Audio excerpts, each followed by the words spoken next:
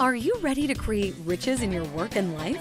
It's time for Shedding the Bitch Radio and TV, where you can discuss, debate, and get advice on how to discover and shed the bitches of fear, insecurity, self-doubt, and negativity, so you can realize your dreams and life purpose, and create and accelerate the riches in life you deserve.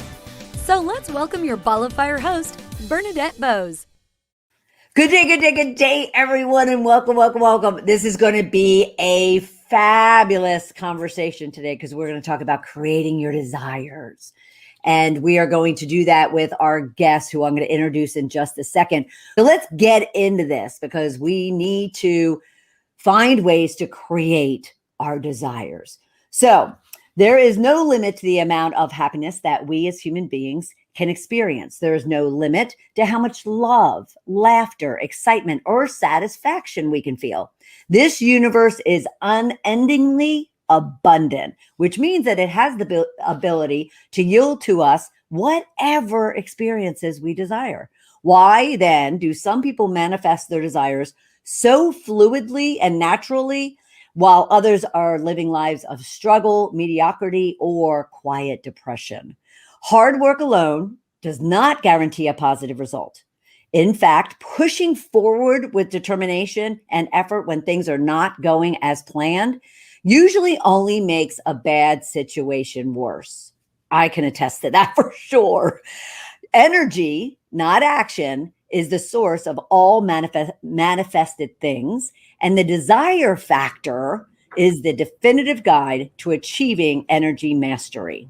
The desire factor provides one of the most current, comprehensive, and easy to apply explorations into the realm of energy and shows readers how, by purposely calibrating the energetic frequency of their dominant thoughts, moods, and expectations, they can bring any desire into physical form.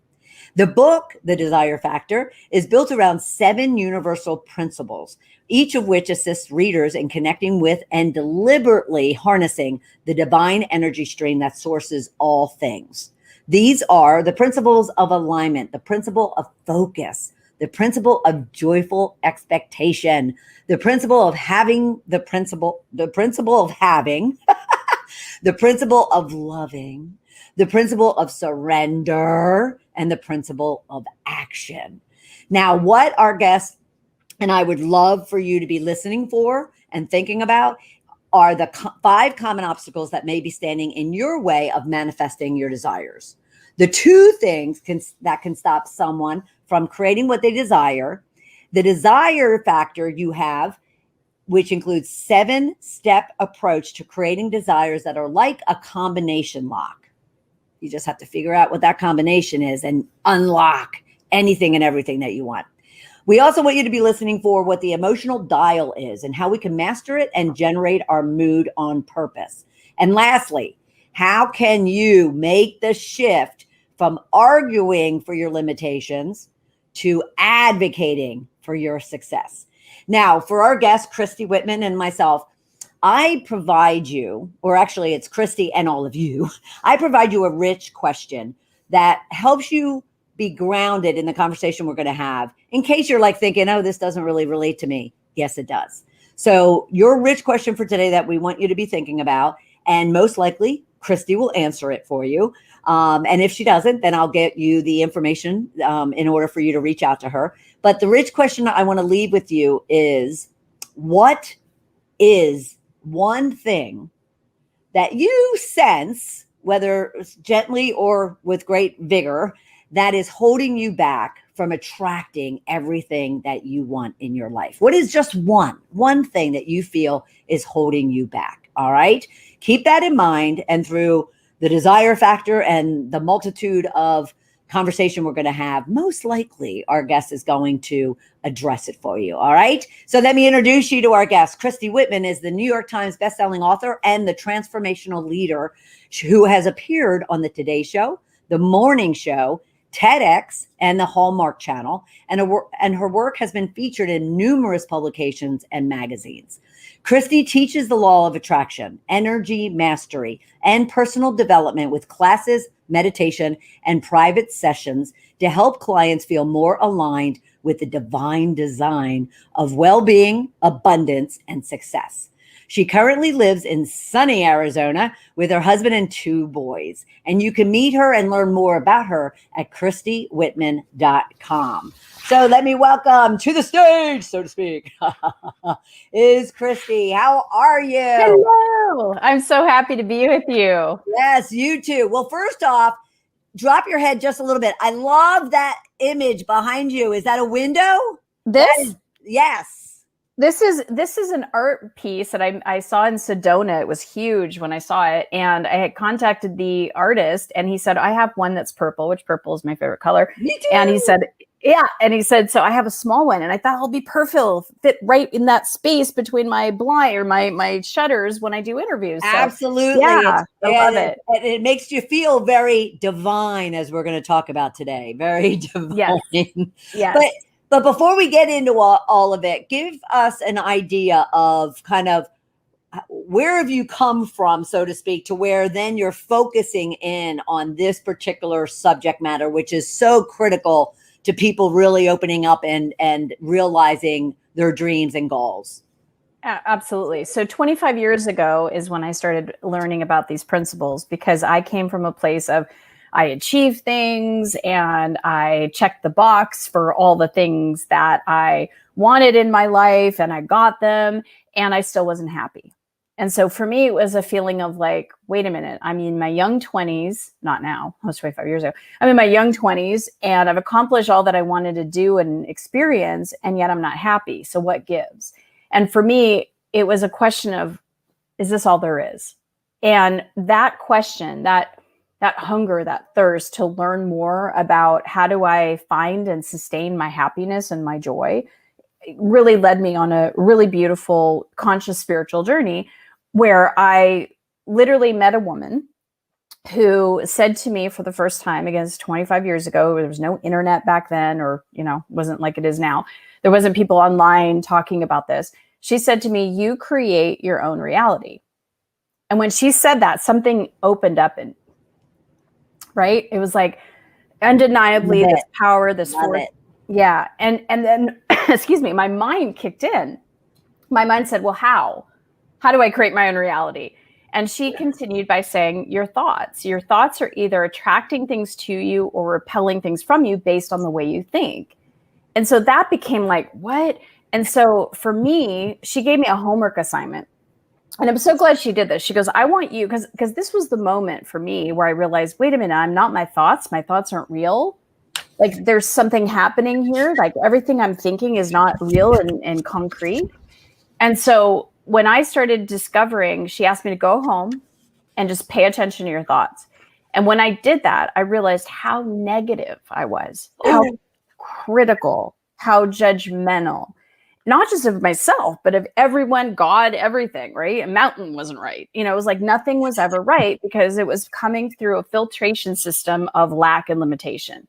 And what I realized back then is like, that's how I was raised. That's how my parents still to this day at 85 and 89, they still think everything's wrong and bad. There's always something to worry about. Murphy's Law, if something's going to happen, it's going to happen worse. I mean, that's how they thought. That's how they think. That's how they live their lives. That everything is a struggle, that everything is, push hard and not get, barely get any rewards. And I just got tired of that. I said, well, there's got to be a different way. And through meditation and through understanding these universal laws that I now talk about and train people to apply in their own lives, my life literally became something that I don't even recognize. Like I don't recognize her from 25 years ago and how negative she was. Nice. Yeah. And so that's been the biggest thing though, is really shifting my consciousness, my awareness from lack and limitation to abundance. Yeah. All right. So raise your hand, people out there, ladies out there. Actually, because I have to admit, Christy, not even that long ago, like 8 years ago, if you had told me my thoughts were driving everything that I was getting in my life or doing in my life or being in my life, I would have told you you're smoking something. Yeah. I just didn't get it. So I wish I had found it 25 years ago it would have saved me a lot of pain, a lot of frustration. You know, But at the same time, I'm glad I found it now, and I'm glad we found you, thank you. because you're going to be able to help us kind of really understand, for those that are listening that are like, what does she mean? My thoughts are driving, because they're not even, there's a lot of them, aren't they, like let alone words we're not even aware, thoughts we're not even aware of, that literally create our reality. And that's the thing, is that, you know, it becomes a really beautiful journey when you start to pay attention to your consciousness, because our consciousness is what's creating everything in our world. It's not even just our thoughts. So if we could break down what is our consciousness is the words that we speak, either out loud or to ourselves, right? The words that we say, the thoughts that we think, the beliefs or the perspectives or the expectation is another aspect of that. Love that. Our feelings, our emotions, most of us, at least those, I'm 50, almost 51, most people in my generation and even generations before me and generations behind me don't know how to properly process emotions and to have a high emotional intelligence. So that's number 4. And then number 5 is five. Number 5 is 5. Number 5 is action. So we have words, thoughts, beliefs, feelings, and actions. And that makes up our consciousness. And beyond that, we really don't have a lot of control. Because when you think about it, when we try to go change somebody else's consciousness, how they believe or how they think, you know, we end up getting frustrated. So do they. We can't think for another person, nor can someone think for us. We are thinking mechanisms, and we are, you know, independent of each other. And yet what's interesting is that we're also very connected too. But when we try to change someone else in order to make their behavior change in order for me to be happy, or even if my money would just change, then I'll be happy. Or if I was this much more successful, if this would happen, then I would be happy. We are literally not in our power, and we're giving our power away. So you're also suggesting that ladies stop trying to change people. Yes. You want to change someone, change yourself, because it's the only one that ever works. You can't change another person, no matter how hard we try. And we spend so much time trying to do that. And yet, go inward. Well, you talk about, I love this whole desire factor, but what would you say? Why am I getting feedback? Am I getting feedback for you? No? Okay. Let's hope it's not on the. Okay. So what would you say are the, 3-5 obstacles that are really getting in the way of individuals, manifesting their desires, really getting what it is that they want? Let's look at 3 of those, because we already talked about the first one, and we can go deeper with the first one. The first one is ourselves. We become an obstacle. Just even thinking that there's an obstacle becomes the obstacle. So even asking yourself, what's holding me back? It's the perception that something's holding you back. Because what if you didn't have the perception that anything is holding you back? Then nothing would hold you back. So we're our own, because again, we create from our consciousness. And what's our consciousness? It's our words, our thoughts, our beliefs, our feelings, and our actions. If we are resisting any of those, we become our own obstacle. So number 1 is us, nothing else. No one is standing in our way. It's just our perception a lot of times that they're standing in our way. So we're the number 1. Number 2 is other people. And still, if you perceive that it's other people, you've lost your power, because really, in reality, it's only us. But we let other people. And I'll give an example of that. And then the third is not knowing how. Right? A lot of times we're like, I don't know how, so I might as well give up now. It's a great idea. I have that desire. Don't know how. Oh, well. Yep. Right? So if we break those 3 down, for the first one we've already talked about, it's us, right? But it's always us. So the great news is that if we're our own obstacle, we can be our own cheerleader. We could be our own mentor. We could be our own driver. We can literally change. And one of the things that happens a lot of times is if we get excited about a desire, for example, and I'll bring up a desire I had 15 years ago. I've been coaching for 20 years, and around 15 years ago, I was working for corporate America. I had a corner office and a nice sales, I was sales training manager for a biotech company. And I really wanted to be a coach full time. I really wanted to impact change in other people in their lives. But I wasn't doing that as a full-time income or a full-time business. I was still as a pharmaceutical sales training manager. And so I would literally get so excited when I was thinking about the desire to be my own boss and to make my own hours and own my calendar and to have, the people, the places, all those things by my choice, and to make my own money and to be as creative as I want to do. These are all the things that I was really looking forward while I was still in corporate America. And I remember when I made that decision and I went full time, I quit my day job, and my mother was freaking out because, here her daughter has a job, right? She got the title, she's got the corner office, she's making the money. Yep. And I left it all to be a coach. And so number one, she didn't understand coaching. She doesn't understand universal laws, law of attraction. And at that time, 15 years ago, most people, not anybody really, didn't have an online business. Right. And so she's like, I don't understand. You're not going somewhere. So every time I talked to her, I had to center myself in my choice and in my abundance and feeling the success that I ultimately wanted to attract, even in the beginning when I only had a couple of clients. Right. And so when I would get on the phone with her, she'd be like, how's your business? How are you doing? It was like just full of worry and, freaking out. And I'd be like, I'm doing great. I'm abundant. The clients are flowing to me. And then she'd be like, oh, okay. Right. It would calm her down. I had to be at least aware and mindful that the person that I'm going to be talking to is coming from a consciousness of fear and worry. Mm-hmm.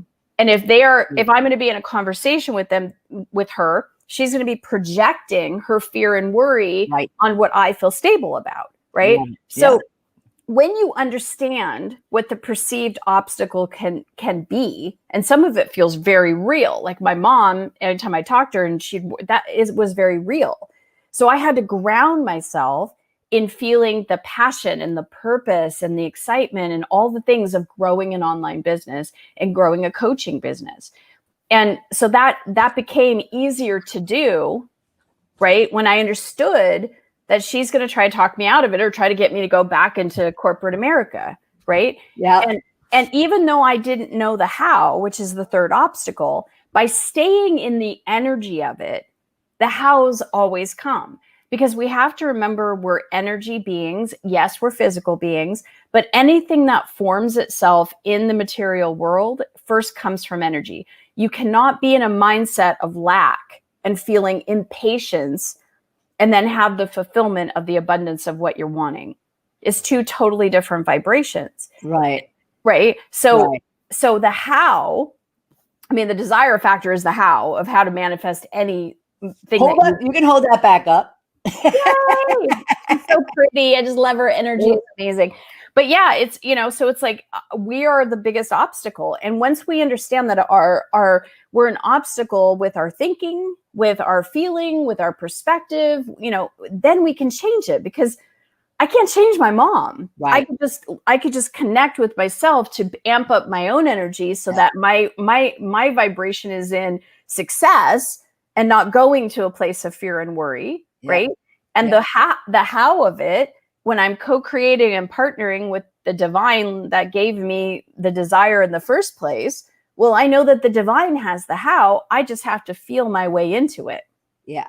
Well, and I'd love for you to kind of reiterate too, when it comes to you, not you, but the general statement of us individually, especially for all of those entrepreneurs out there who are going out there and, they're acting in desperation, and you use the word lack and, and fear, how that is actually repelling what it is that they want. Because I'll be honest with you, when I first started, really kind of also understanding law of attraction and all these universal, factors and energy, I really had a hard time wrapping my head around the fact that, my need for income and clients was repelling. Yes. So could you touch on that? Yes. So one of the laws that I always talk about, which is even I find for me is more important to understand the law of attraction, is the law of sufficiency and abundance. Because law of sufficiency and abundance really helps us understand, our world of polarity here, right? Because the universe really is abundant and you can see so much evidence of it. Just even us in our physical bodies. We have tens of trillions of cells that even make up our physical bodies. We in and of itself are abundant. We are evidence of abundance. If you look at an ocean, right, you can't count the amount of waves that the ocean produces. And nor can you count the amount of water or the grains of sand that are at the beach where the ocean is. There's just absolute evidence of this abundance. Now, because we are in a 3D world, yes, there is also evidence of lack. But there's both coexist. And when you focus on the abundance, you receive and attract more abundance. When you focus on the lack, you receive and attract more lack because you're going to get an abundance of what you focus on. So a lot of times people are getting an abundance of lack or abundance of struggle or abundance of pain. And that's how they live their lives because they get stuck in that energy, which creates a momentum. And that momentum then attracts things to them. So when you look at things like any subject, it could be money, it could be relationships, it could be your career success, it could be your health and well-being, it could be anything. Every subject really is two subjects. It's the lack of it or the fulfillment of it, the abundance of it. And so if you look at it like a spectrum, on one side of the spectrum is lack. On the other side of the spectrum is abundance.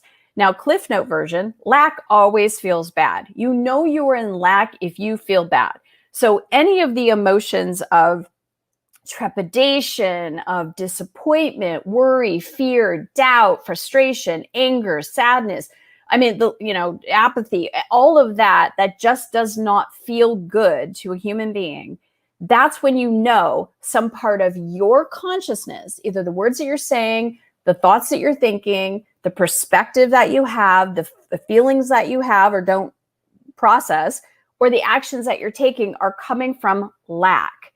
And that will always, because everything is vibration in this universe, that will attract more and more evidence of lack. But if you flip to the other side of the spectrum, which is abundance always feels good. Yeah. That's where joy and passion and purpose and sensuality and excitement and success and well-being and love and all of those good human emotions, it comes from a perspective of lack. You know you're feeling abundance if you feel good. Lack feels bad, abundance feels good. Well, there's a tipping point, right? There's a tipping point, which at some point you got to go from lack to abundance. That tipping point, that fulcrum is satisfaction. And if we can find satisfaction, if we can find a place of looking for positive aspects, looking for what's right and good instead of what's wrong and bad, that tips us into more of abundance. And then we feel good. And then if we're feeling good, we attract more. So if you're in your business, for example, and you realize that, oh, I've got some bills I got to pay. I got to get some clients, right?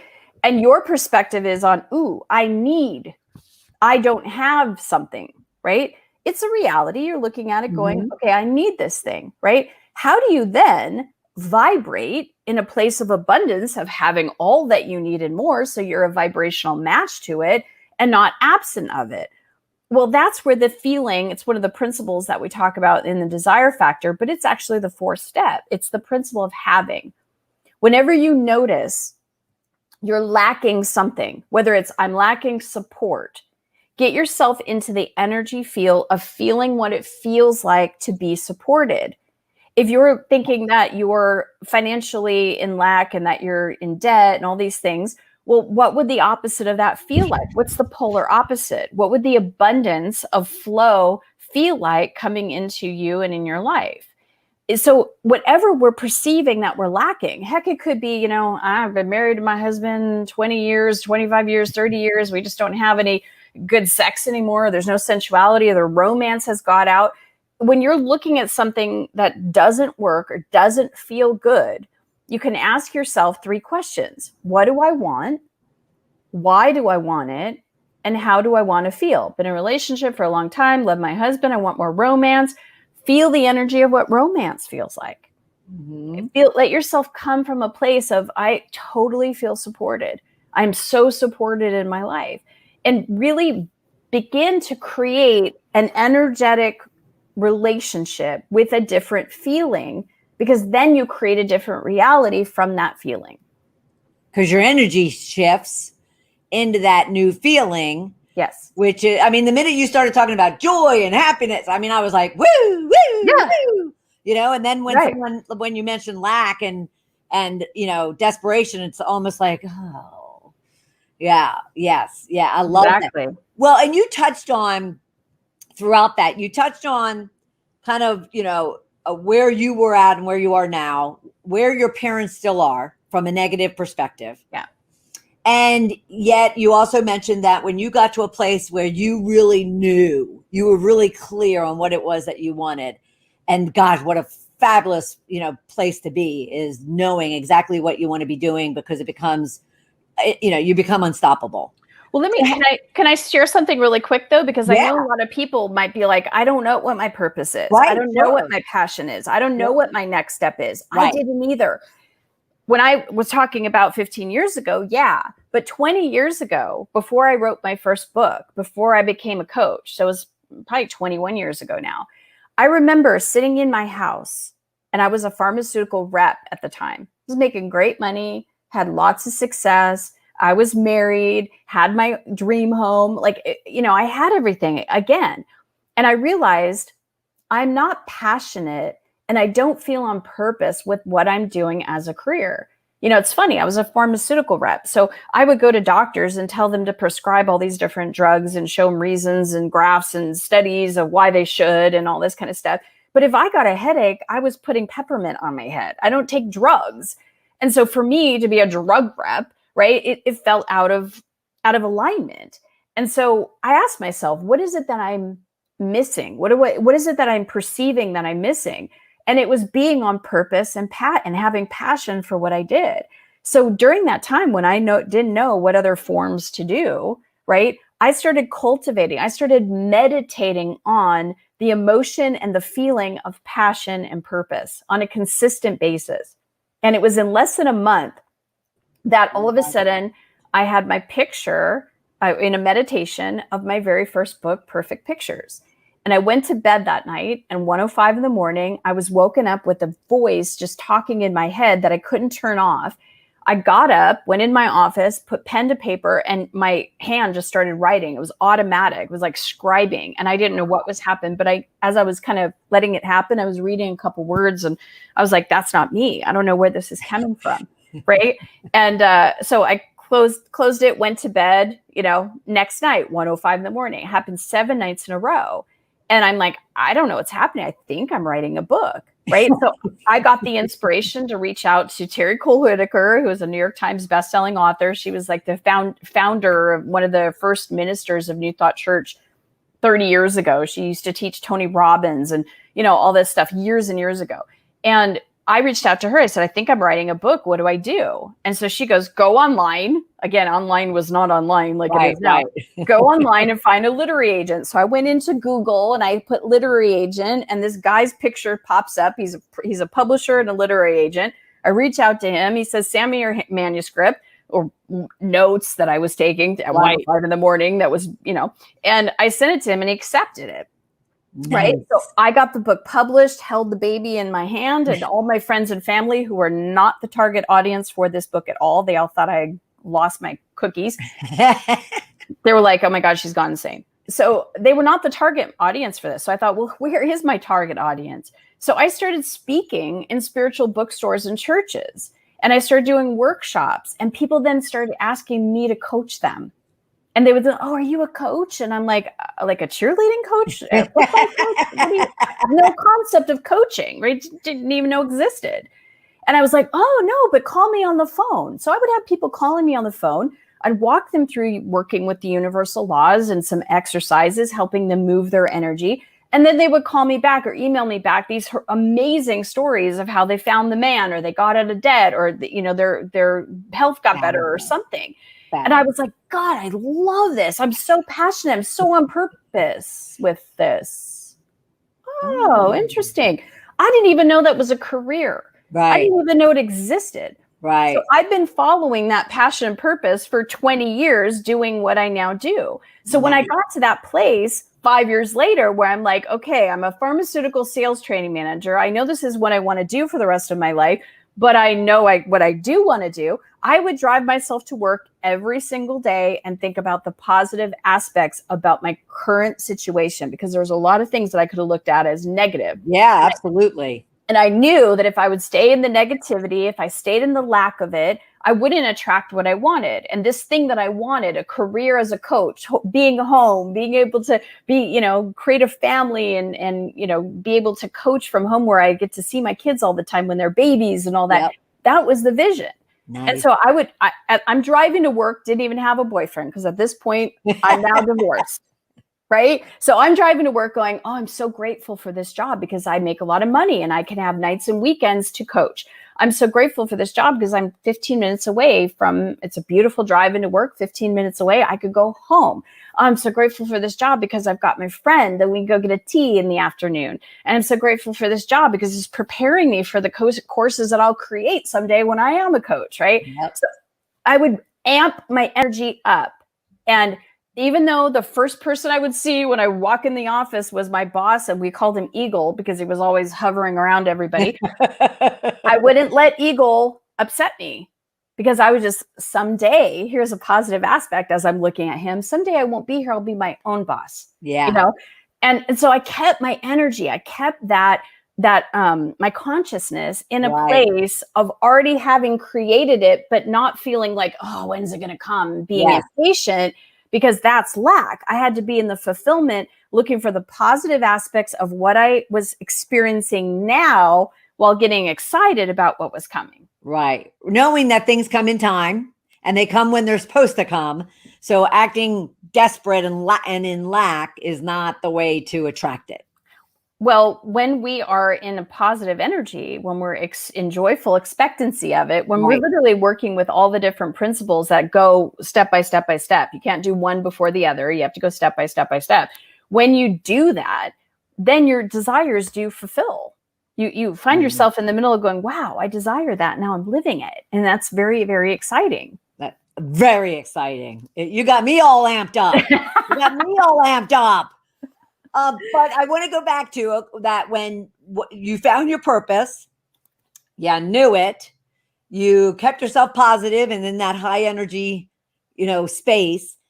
And yet you had, people maybe even other than your parents who were negative, kind of, poo-pooing on what it is that you want. Yes. So how does someone that's out there that does have this yearning for more, but yet they have all this noise around them, how do they prevent themselves from going down into the muck?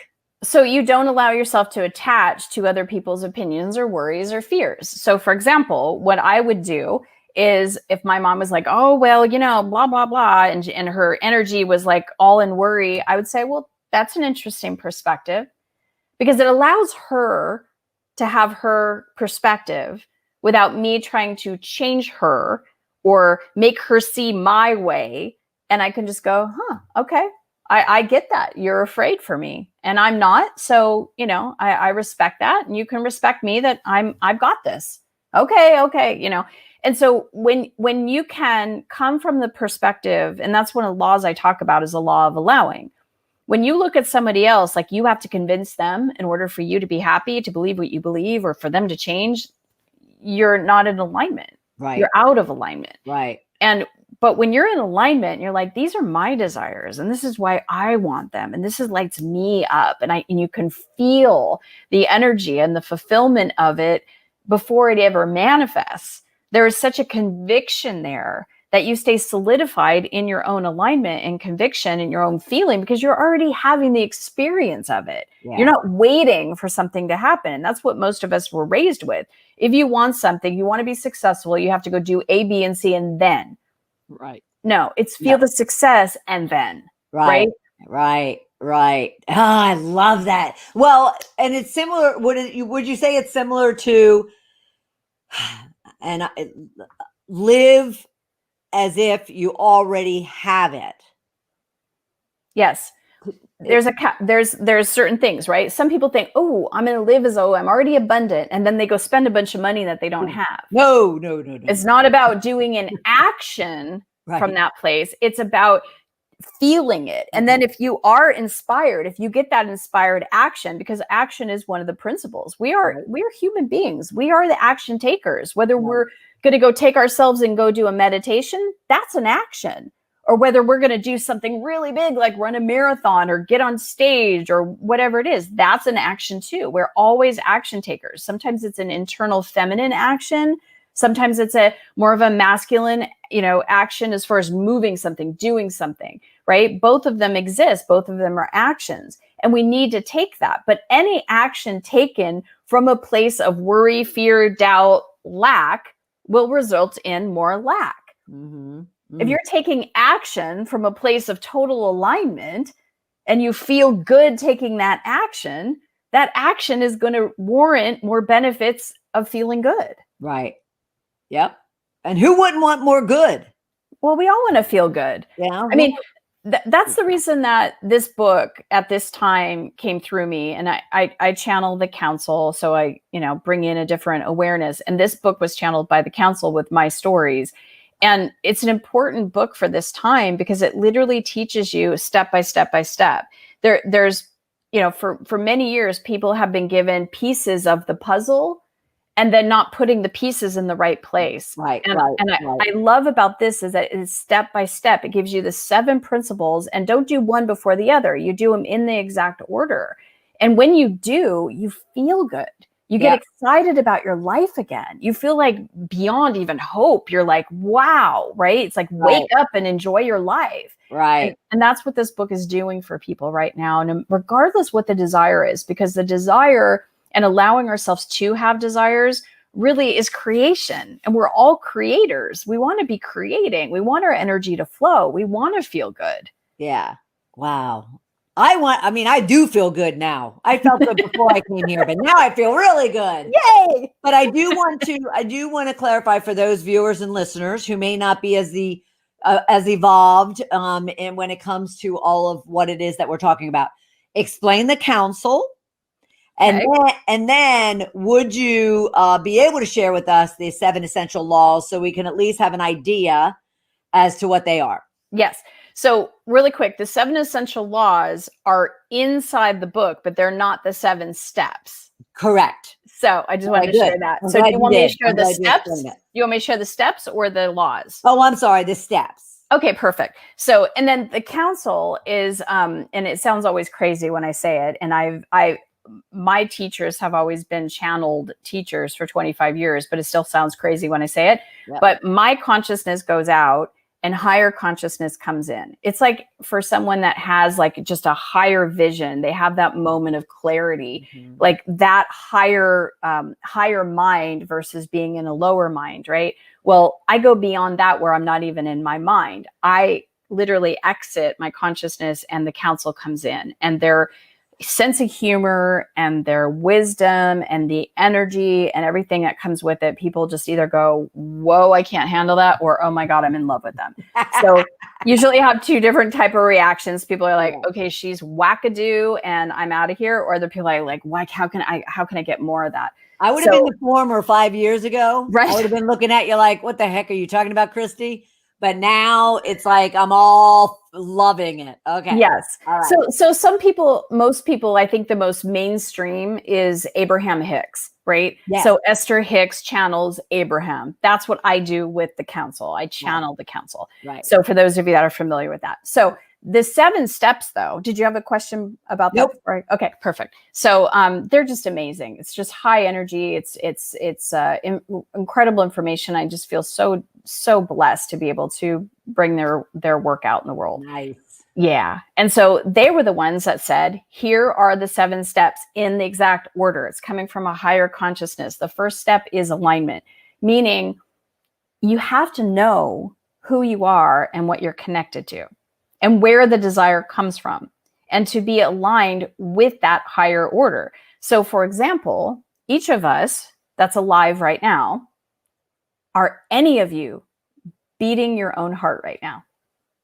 I know I'm not. It's beating for me. My food is digesting. My nails are growing. My hair is like, there is stuff going on inside of all of our bodies right now that none of us have to even think about. We don't put it on our to-do list. We don't have to check it off at the end of the day. It literally is happening without even us having awareness of it. And that happening is life.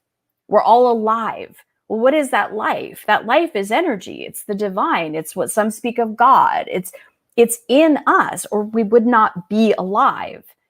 And so it's that part of us that's energy. And we are connected to pure potentiality because of the fact that we are in a physical body, having a human experience with life pulsating through us. And when we can align with that part of us, which always feels good, alignment with abundance is alignment with the divine, because the divine, the energy of the divine never goes to lack and limitation. It's a human experience only. And it will never meet us in misery. It will only meet us in alignment. And so when we can put ourselves into a place of alignment, some do it through meditation, some people do it through energy work, some people do it through affirmations. There's so many different tools and things now. I mean, there's tapping, there's Ho'oponopono. I mean, there's an unlimited amount of tools that we have to help us get into alignment. And once we get, go ahead. Nope, go ahead. Okay. So once we get into alignment, then you have focus, right? We all have the mental capacity to focus. We're given these minds to focus. Are we focused on what we don't want, or are we focused on what we do want? And staying focused on what we do want is absolutely essential. Then there's the principle of joyful expectancy. Once you're focused on that, are you expecting the worst to happen? Are you expecting it to fall through? Are you expecting that you are going to feel joyfully excited? It might take on a different form. It might look a little different, but are you excited about what's coming? And then the fourth principle is the principle of having, which is where you feel the energy now of what it is that you desire. And then the next principle after that is loving it. Like you're feeling abundant, you're just loving the feeling of abundance, or you're loving that feeling of being on purpose, even though the form hasn't come yet. You're just loving that experience. And then the next one is surrender. This is a big one that is all about detachment. Surrendering is not the white flag giving up. Surrender is like, okay, there's resistance here and I want to hand over this resistance. I'm having some fear here. How do I process and surrender that fear so that I can come back in alignment? And then the last principle. Can I ask you something, Christy? Can I ask you something about surrender though? Yes. Because I get this a lot from clients. They're in that point of desperation or lack. And they, they're sitting there and they're trying to acquire a client. And, and they get on this call and all they're thinking about is the end result, is securing that client, is getting that client, getting that money. And would you say surrender also is where they have to kind of let that go and just do the service and serving that they're called to do? Because when they do, and they're solely focused on serving, then they won't have to worry about what happens at the end of it. That's exactly spot on. I mean, anytime you have any type of resistance, it could be worry. Sorry, my dog. It could be. That doesn't work. It could be worry. It could be any resistance of any kind. Resistance is another way of saying it doesn't work. It doesn't feel good. If you could just literally resist, like let go and surrender a thought, you feel better, right? If you come back to, like you're saying, I'm in service, I'm letting go of all the other stuff, I'm surrendering, I'm detaching from that.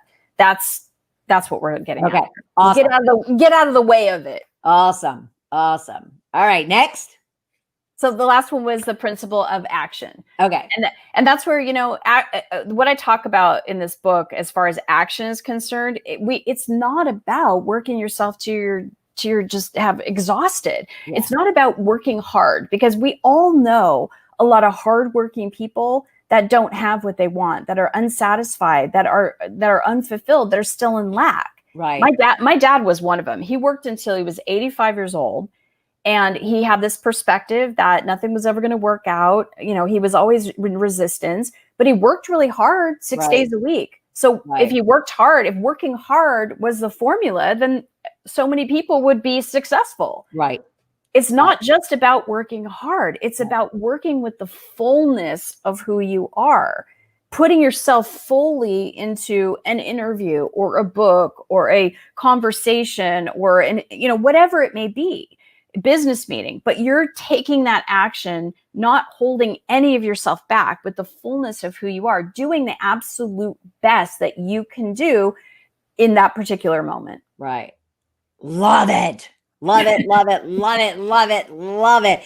And I've been posting the website to where you can go and get one of her books, as well as learn all about Christy. Yes, that cover just, it matches the image, the artwork you have behind you. Yes.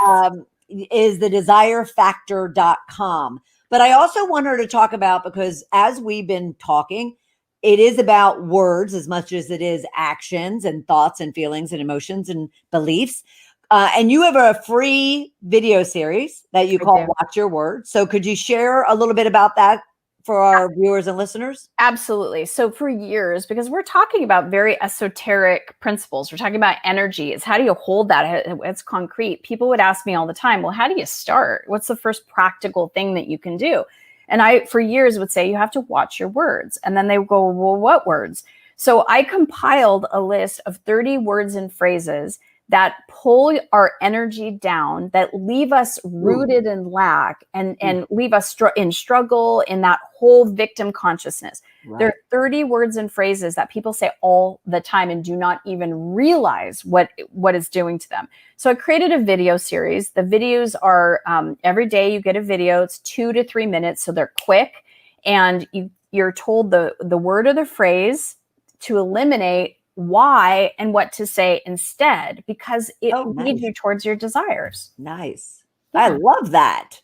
And so they can go to watchyourwords.com and sign up for that. And we get one per day, you said, right? Yes. And they're 2 to 4 minutes. They're quick, they're fun, they're informative. People that have gone through this program, literally it's like the spark that opens things for people, because when you start changing your language, you change your life. Well, and I would expect that there's a point where it all ties into what we're talking about in regards to being conscious of your thoughts. Yes. Which is fueling everything else, especially your action or lack of action. Yes. Yes. Oh, so that's a great compliment. So watchyourwords.com. And, because you can also keep those emails when you get them, the videos, and every 30 days you can cycle through them as you need them. Because these things take time, wouldn't you say, Christy? Oh, yeah. And at the end of the 30 days, you get a printout that shows you all the words and phrases, what not to say, what to say instead. So you get a printout so that you get to, put it wherever, and it reminds you. Yeah. And exactly what you said, when you start paying attention to your words, what you're doing is you're taking time to go within, to pay attention to yourself. So the words then become, you have more awareness on the thought that you're thinking, or a belief that you have, or a feeling. So just starting somewhere, even just watching your words and being aware of the words that you're saying, helps you become more aware of you, which is pretty much all it is anyway. Because when you are aware of you, when you are deliberately choosing your own consciousness and you're choosing to be in abundance, you will see your outer reality totally reflecting your consciousness. Yeah. Love it, love it, love it. All right, but one more reminder. You can hold up your book if you would. TheDesireFactor.com. Go pick up one of her books, please. And then also, I'm going to throw everything up. And then check her out at ChristyWhitman.com and see how she can support you. Your life could be so different tomorrow, let alone 30 days, 60 days, 90 days, a year from now. So please check out her books, check out her free video series, Watch Your Words, and go to ChristyWhitman.com to learn more about Christy. Christy, thank you so much for being part of the program. I have absolutely loved having you. Thank you so much. I appreciate you. And thank you everybody for listening. Oh, you are very welcome. And for everyone here in the Shedding the Bitch community, we always appreciate you following us, whether that's on Shed the Bitch TV on YouTube, Shedding the Bitch Radio on any one of your podcast streaming services, and Blog Talk Radio, Shedding the Bitch Facebook and Twitter, and wherever you find the important topics and experts that you're looking for, so you can create the riches in your work and life that you deserve. So we'll check back with you next Tuesday at noon Eastern time for another episode of Shedding the Bitch Radio. Thanks, everybody. Bye. Thank you for taking part in Shedding the Bitch Radio and TV with Bernadette Bose. We would love to know what your biggest takeaway was. Go to Shedding the Bitch on Facebook or YouTube and leave a comment. You can also subscribe to the show on Apple Podcasts and YouTube so you don't miss a single episode of the show. And with your input, we can help other powerhouse women just like you find the show and decide if it's right for them. Learn more about Bernadette at balloffirecoaching.com. See you next week.